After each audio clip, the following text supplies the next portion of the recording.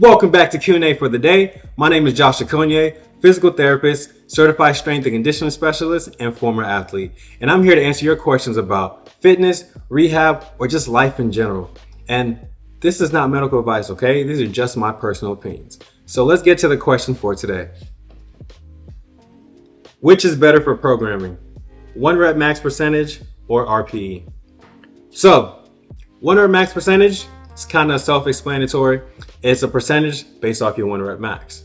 Now, when it comes to RPE, a lot of people like to use different types of variations, but most commonly used with RPE is just your rate of perceived exertion. So, for example, if you had an RPE of 7, it means that you would do whatever intensity, whatever rep range that you want. It just feels like you have 3 reps left.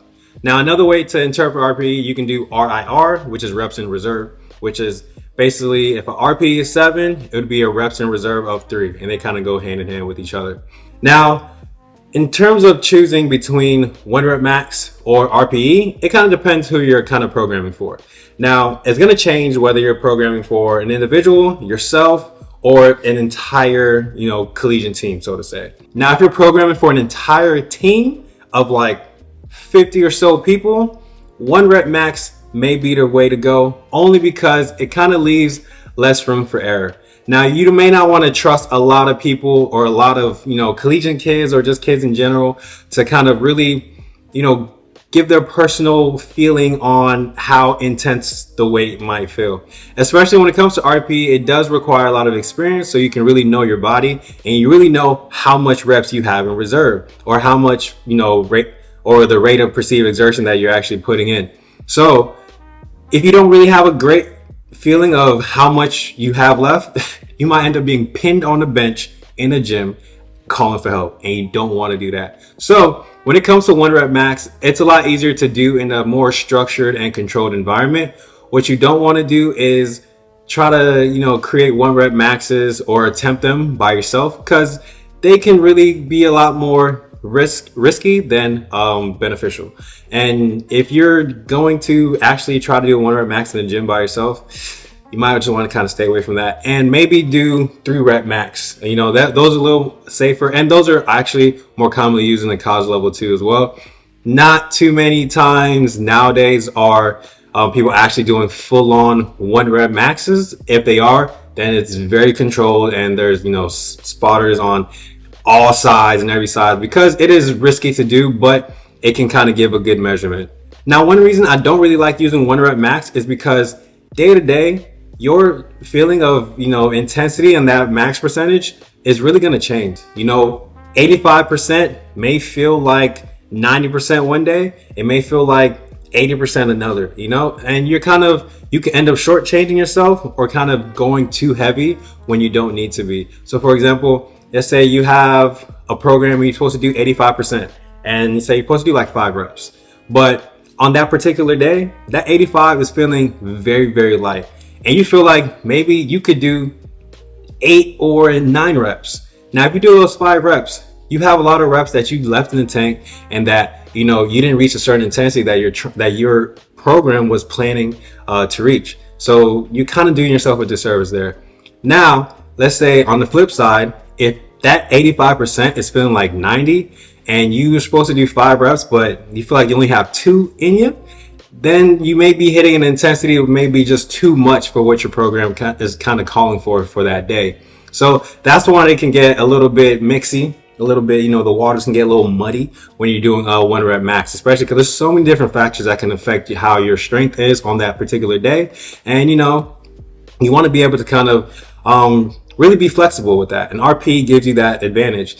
You may have a rep scheme and it's like, all right, I want you to do RP of 7. Now, if you do it and you're like, okay, I feel like I have 5 left in the tank, then try either doing 2 more, or you can add more weight, and that can kind of help that. Now, if you feel like, if you're supposed to be RP of 7 or 8 and you feel like you have 8 left in the tank, then definitely you have to pull up the weight, because now you don't want to just continue compounding volume on top of that just to reach the intensity. But some ways that they kind of control for that in college too is, they'll have their percentage, and you'll have your percentage for lift for that day. But the coach will also tell you, hey, if you feel like you can get more reps, get more reps. If it's feeling really heavy, don't kill yourself to try to get these last, 2 or 3 reps. Just drop the weight and then try another set. So that's kind of how you mitigate, just kind of with the different percentages and kind of how the athlete is feeling that day. So that's kind of one way to kind of mix a little bit of both. You're mixing that 1 rep max percentage along with that rate of perceived exertion. But most of the time, I'm going to use RPE just because in general, not too many people are doing 1 rep maxes, in the gym. And, especially if you're working with experienced lifters, RPE can really go a long way. You can really kind of just dictate the intensity you're trying to hit that day and just throughout an entire program, rather than trying to either schedule a time to get a 1 rep max, because that can, it does take some time to get yourself ready to perform a 1 rep max, especially if you're going to do it in multiple lifts, just to kind of get your programming underway. So you can kind of just hit a RPE or RIR, and it's just a lot easier to program for yourself and program for other individuals as well. Especially, you don't really want to be the person asking one of your clients to do a 1 rep max in the gym, and you don't know who's helping them. You don't know what, spotters and other lifters they have access to. God forbid they try to do it by themselves. And yeah, you can fail in squat. That's fine. But I'd rather not if I don't need to, and kind of just go off of an intensity and, rate of perceived exertion scale, and, just kind of stay away from, possible injury with that. So if you don't want to end up getting pinned to the bench or pinned to the safety bars on a squat rack, I mean, you might still get pinned to the squat rack if you're doing some, maybe like an RPE of 8 or something, but you know what I mean. So if you want to use 1 rep max, go ahead. If you want to use RPE, go ahead. It don't matter. This is what this person asked me, and this is my personal opinion and what I like to use. And I like using RPE or RIR, whichever one you want to use. But if you're able to kind of efficiently get your 1 rep max, hey, by all means, do your thing, but do it safely, because you're not trying to be the person in the gym that they gotta call help for because you didn't try to do a 1 rep max and now you're pinned under the squat rack and all that stuff. So be safe out there, but I prefer RPE, like I said earlier. So that's it for today's episode. Stay tuned for the next video. If you like this video, hit that thumbs up, and don't forget to ask me questions in my comments, in my DMs, the right way. And who knows, it might end up on the next episode. So stay tuned for the next episode. I'll see you later. That was very awkward. We're just gonna